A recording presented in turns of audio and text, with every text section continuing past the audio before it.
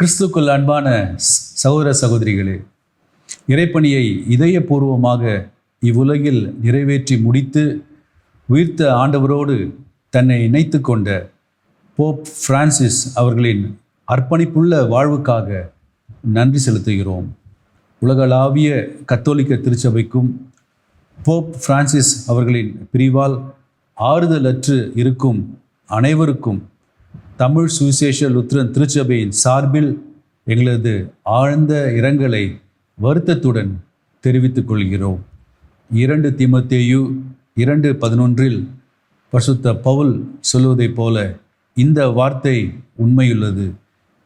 என்னவெனில், நாம் அவரோடு கூட மரித்தோமானால் அவரோடு கூட பிழைத்தும் இருக்கிறோம் என்ற இறைவாக்கின்படி அவரோடு மரித்து அவரோடு பிழைத்தும் இருக்கிறார். அன்புக்குரியவர்களே, போப் பிரான்சிஸ் அவர்கள் பிரிவினையை எப்பொழுதும் விரும்பியதில்லை. குறிப்பாக திருச்சபையின் ஒற்றுமைக்காக, அமைதிக்காக அதிகமாக வலியுறுத்தி அதுக்காக பல முயற்சிகளை மேற்கொண்டார்.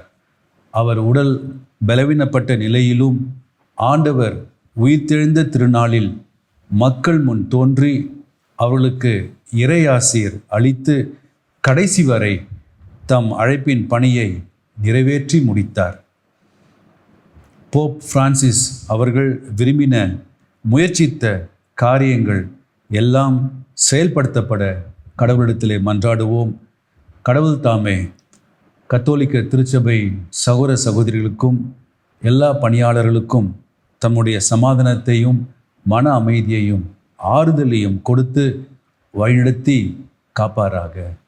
பிதா, குமாரன், பரிசுத்தாவின் திருநாமத்தினாலே ஆமென்.